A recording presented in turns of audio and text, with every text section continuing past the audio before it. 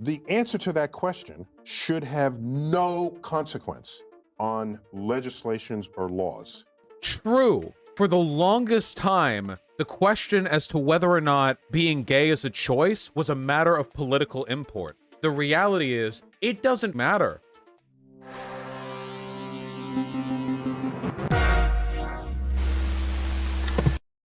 This was just passed to me, and there are some segment ideas that are too good to pass up under any circumstances.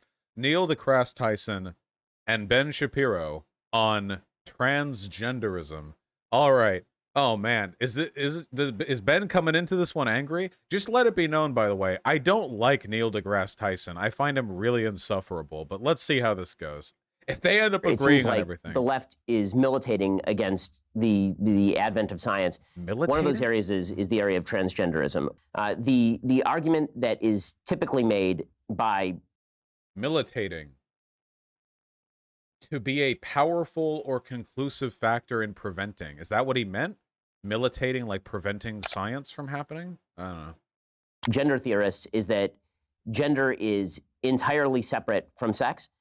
You've seen the argument made that it makes no difference on average if men are stronger than women are, and that if we were to allow transgender women to compete with non-transgender women, then this would somehow not disadvantage biological. So one of the reasons, like, again, a reminder to any conservatives watching, one of the reasons it's really easy to make fun of Ben Shapiro and other conservatives, it's that every time they open their mouth on this subject, they reveal how little they know about it, okay? Like, right off the bat. He's like, well, don't they know that men and women tend not to be the same strength? Everybody knows this. Literally everyone. You can go up to any gender theorist, activist, whatever, and be like, hey, men tend to be stronger than women. And they'll be like, yeah. But, like, they keep saying it like it's an own, you know? It really shows where they are in the discourse. He's had this conversation 400 million times, and he's still at, like, step one. Or maybe step -1. I don't know. Biological women. And this seems to me absolutely ascientific, that if we're actually going to have a discussion about gender and sex, that should be based in data, which suggests that mammals are in fact binary in terms of their sex, unless you have intersex birth defects typically, or genetic defects. I'm happy to. So, first of all, just really quick, because this is like the 48th time I've responded to Ben Shapiro's unchanging argument against trans people. Notice how he said that the existence of trans people, or their validity or whatever, is unscientific, and then the only reason he gave that it was unscientific was saying that men and women tend to be physically different. He hasn't even touched on the gender thing. Like, the point is gender, right? The thing is, like, the relationship between gender and sex is philosophical. It's conceptual. It's theoretical. It's not scientific. Scientists don't determine what gender is. So Ben Shapiro is like, well, this is highly unscientific, but then he doesn't list anything surrounding the fundamental questions surrounding the validity of trans people, you know? He has to ask, like, he has to pretend that trans activists don't think men and women tend not to be the same strength. Opine on this.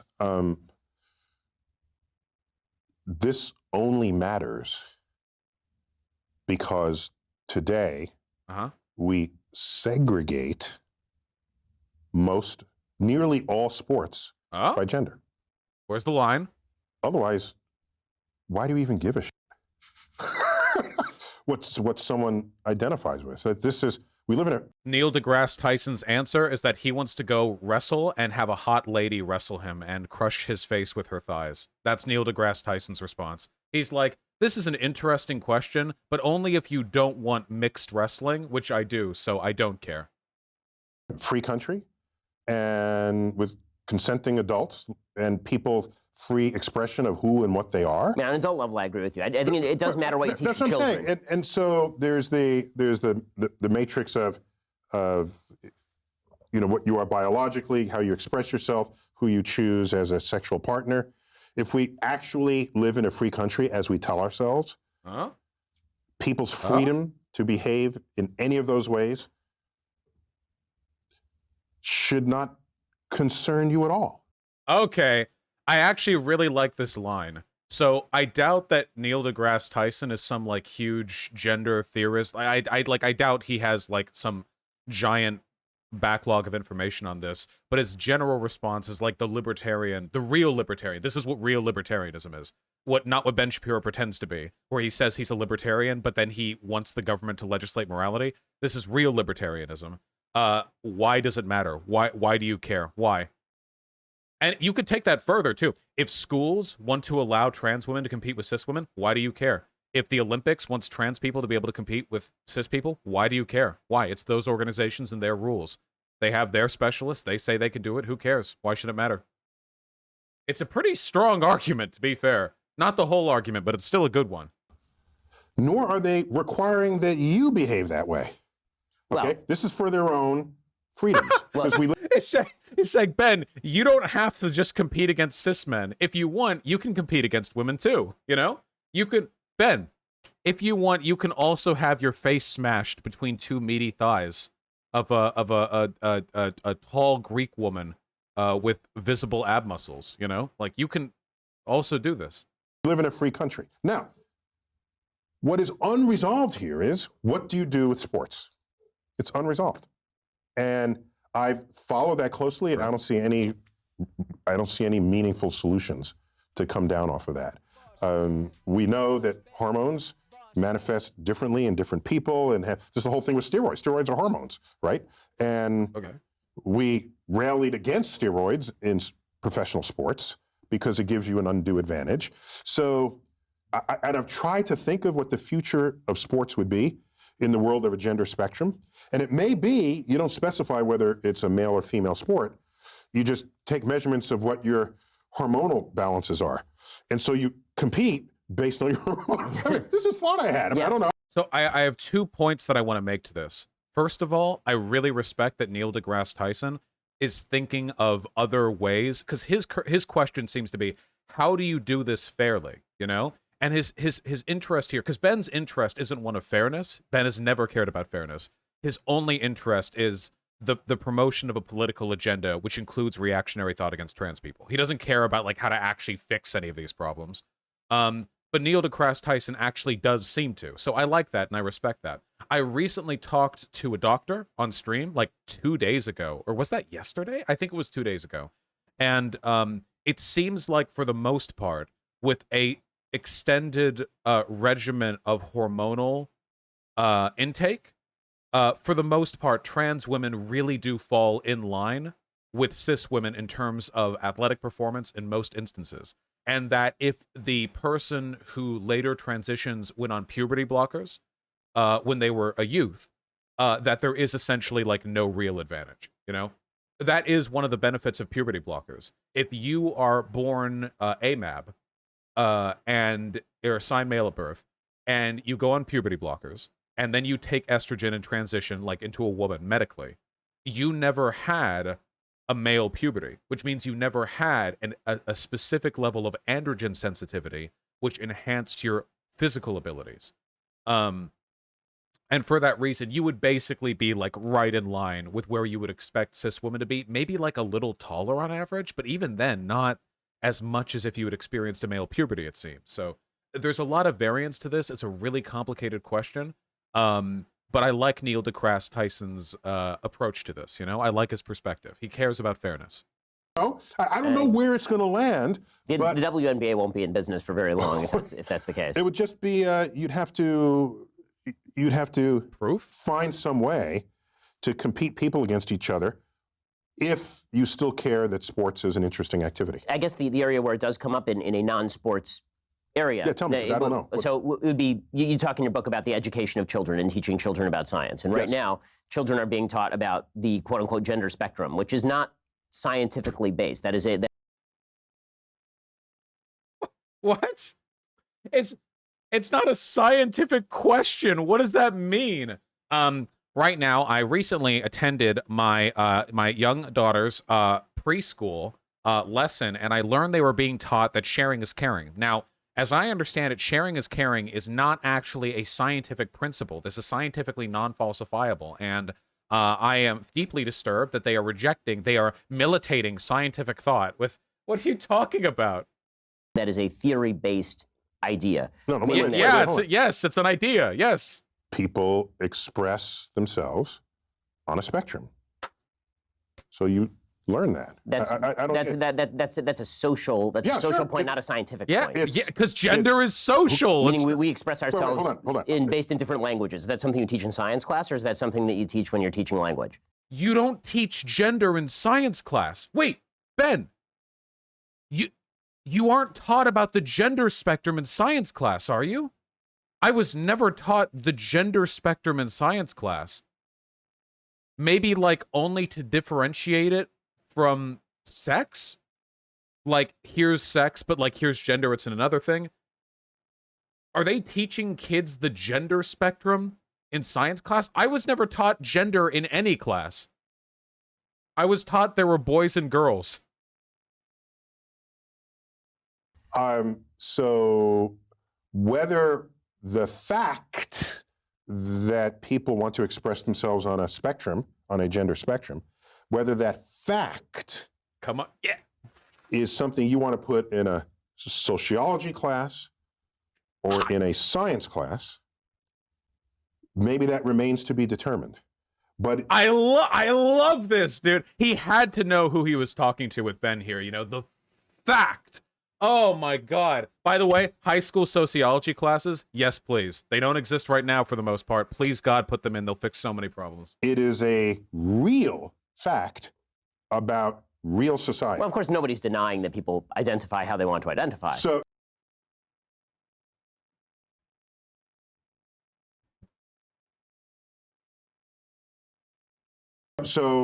the question is, what is the relationship of that to biology? Meaning that the argument is made that trans women are women.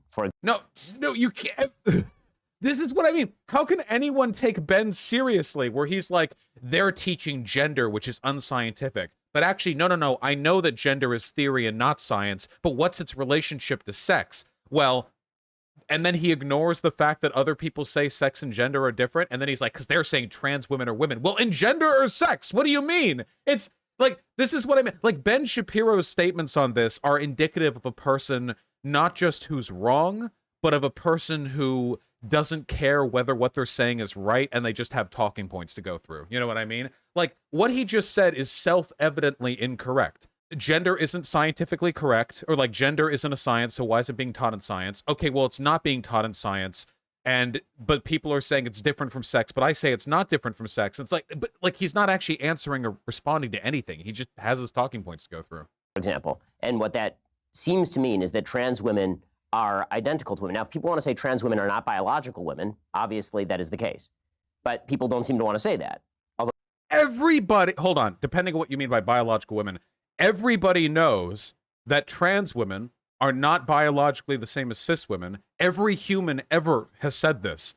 Like, this is what, like, Ben will sit here and he'll be like, well, nobody's willing to recognize that being trans and being cis aren't the same thing. Everybody knows that. This is a common reactionary argument where they will straw man absurd positions to their opponents and then try to convince their audience that everyone on the opponent's side believes that. Well, that is obviously scientifically true. Trans women are not biological women. Biological women are biological women. But where are you going with this? What is your what are you trying to accomplish by asking yourself, what are you doing, is man? it science or is it not science? It's people in society. But this is a perfect example of an area where suddenly it doesn't matter to say things that are just true. Like, why is it bad or wrong to point out? I have another way to approach this. He didn't even have a counter argument. His response was, how is it bad for me to say it? What? He was asked, where is he going? And because he didn't have an answer, he just has to say, well, I can say it if I want. He has nothing. It's empty. I care what is objectively true in the world as a scientist.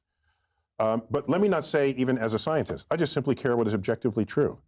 And science happens to be a pretty potent path to invoke, to find out what is true. And so if people express themselves on a gender spectrum, and that is an actual thing in an actual society, if we have not fully explained that scientifically, that's an interesting frontier to study.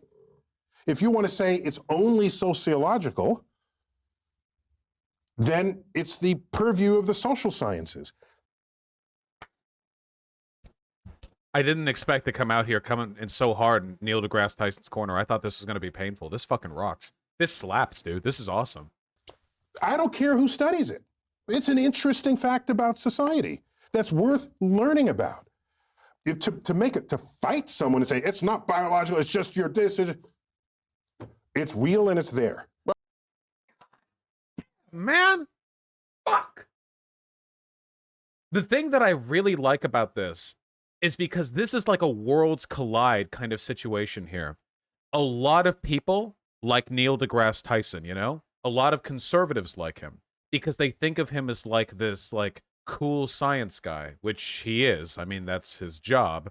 But the thing I like about this is that there are a lot of people who like Ben Shapiro who probably also really like science. I mean, Ben Shapiro is always advocating for himself as this like pro-facts and logic, pro-science guy. But the thing is, they're wrong.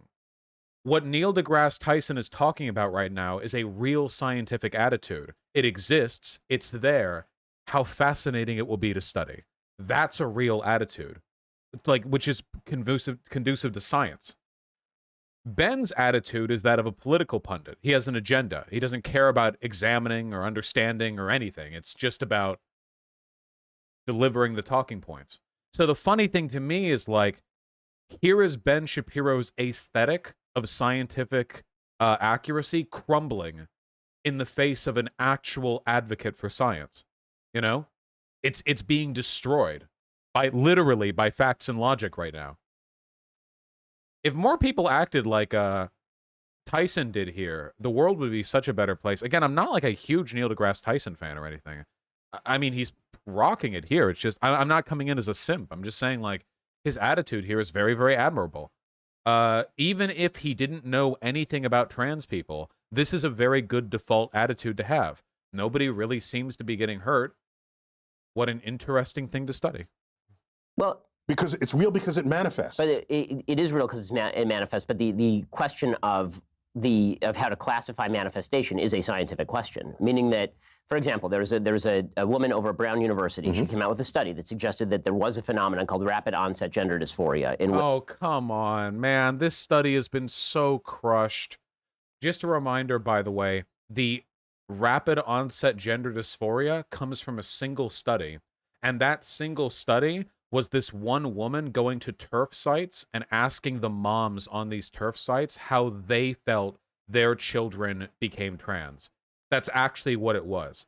This would be like getting like race science documents from the angry white fathers of to daughters who marry black guys. Like literally, she went to those forums to find it. I have it on my research document. It's all the way at the bottom.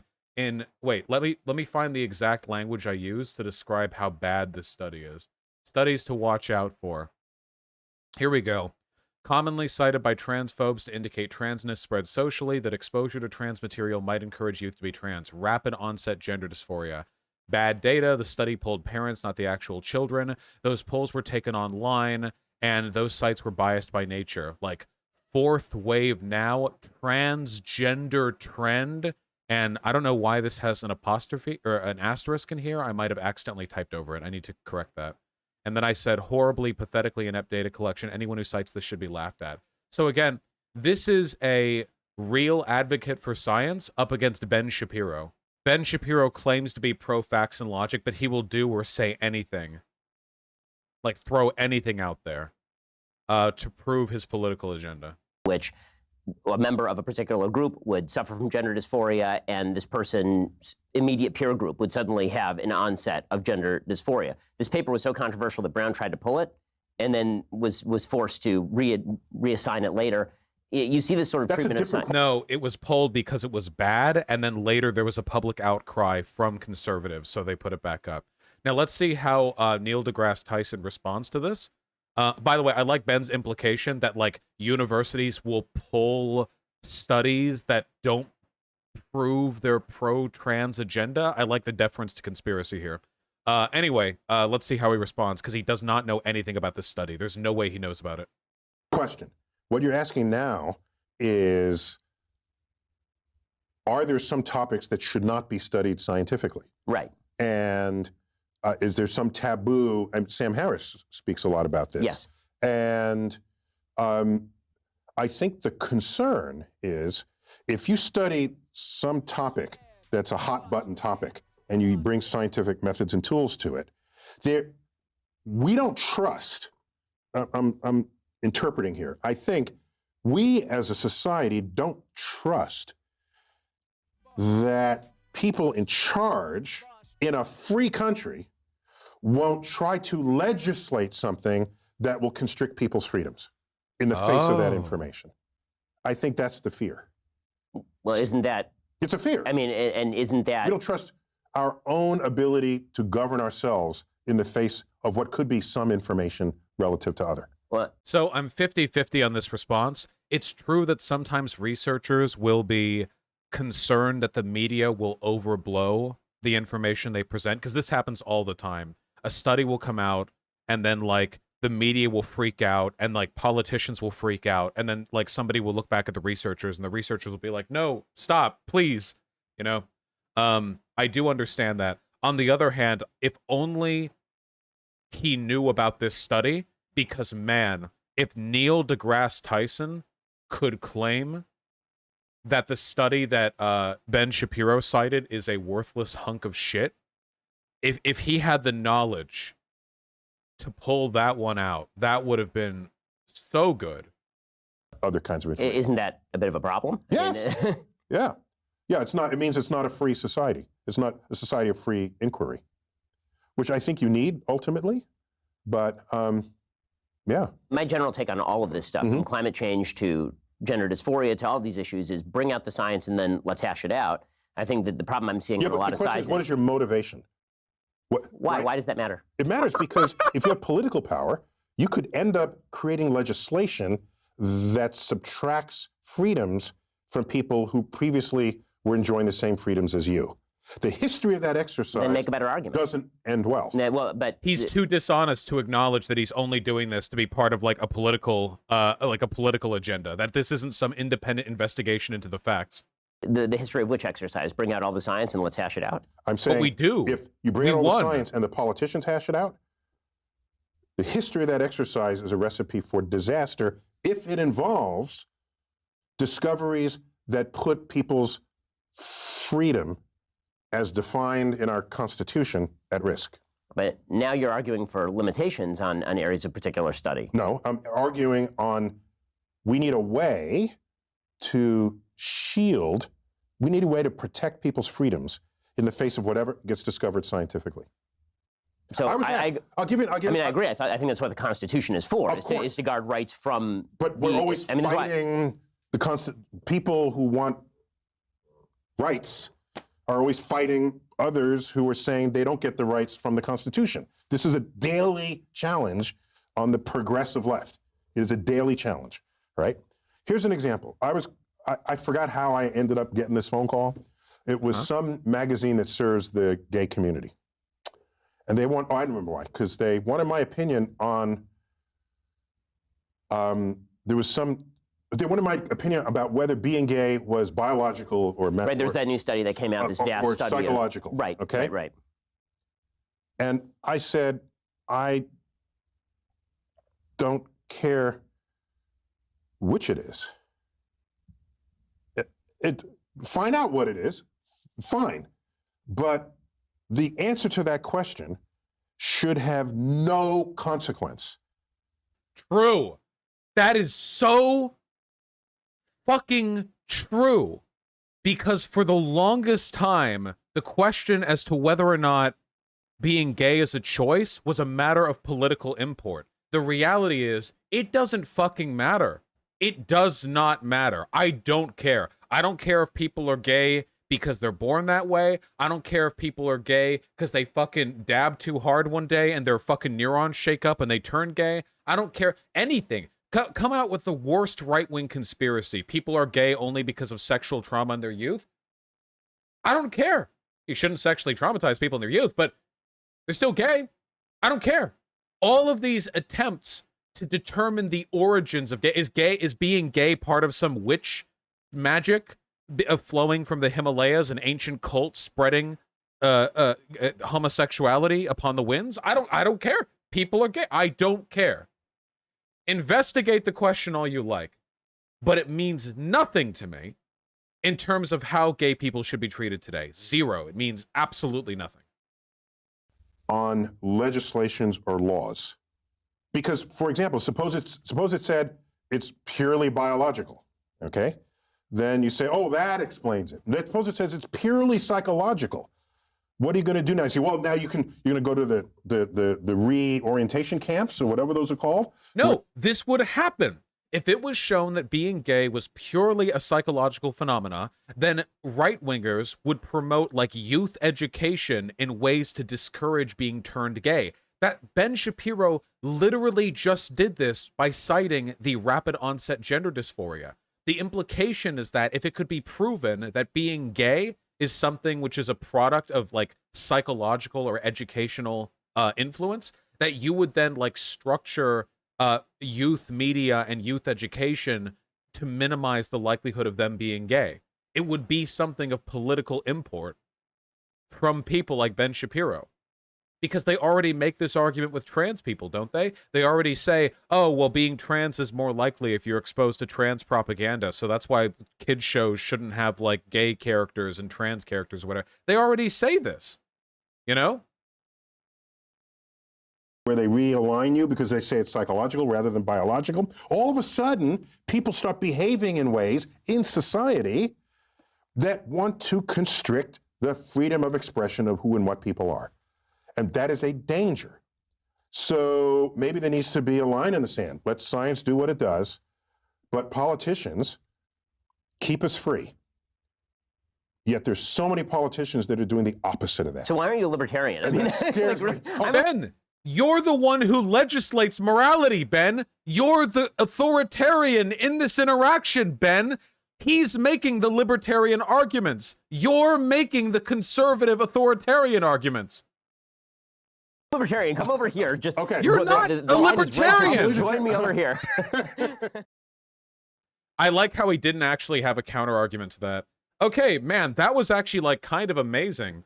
So Ben Shapiro was forced to distinguish between sex and gender. Ben Shapiro was too dishonest to admit that he has a political agenda with the advocacy that he engages in. Neil deGrasse Tyson objectively out-libertarianed him, and Ben Shapiro didn't have any rebuttal towards the end there. Like, that was a roll. That was incredible. Yeah, let's take a look at the comments section. This is definitely where I lost Neil. He's wimping out so bad it hurts.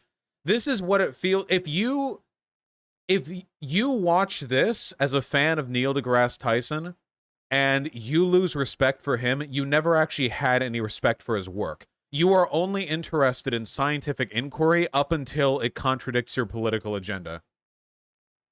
We've officially reached the point where even scientists are scared to admit blatant truths and navigate taboo topics. I couldn't believe my ears listening to this. What? He literally said, research it all you want. Just keep politicians from making hasty restrictions of people's civil rights while the research is being done. This is Rich. He doesn't hesitate to bash deism on the basis of science, but when science undisputably establishes a truth, he brings up excuses. What undisputable establishment of a truth? What truth did he argue against? So now sports is a higher factor than evolution for him? This is what I mean about Ben Shapiro fans. They literally don't even listen. They didn't watch the same video. Not only did Ben Shapiro not make any affirmative arguments here, Neil deGrasse Tyson never contested the empirical claim that men tend to be stronger than women. But they hear it anyway because they don't care. They don't care about science. All they care about is their political agenda. None of these people were fans of Neil deGrasse Tyson to begin with. None of them listened. Their hearts and their minds are closed. They are every bit as dogmatic as like the most like insane inquisitioner. They are utterly incapable of hearing new information. Yeah, these people have closed minds. Neil is very dishonest here. How? What did he say that was dishonest? Well, these are Ben Shapiro fans for you. Yeah. Absolute copium. Why did Ben upload him getting utterly destroyed? Because when your audience is as conditioned as Ben Shapiro's audience is, they won't recognize him being destroyed at all. They won't see it and they won't feel it. They don't even recognize it.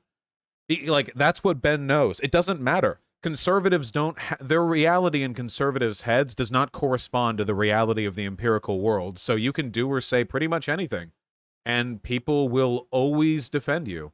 They will always side with you. Listen, look at all those YouTube comments, man.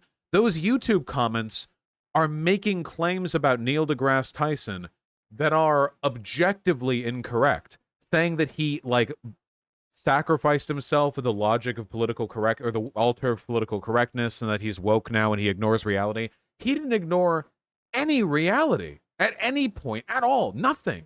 But they'll say it anyway. Pretty sad.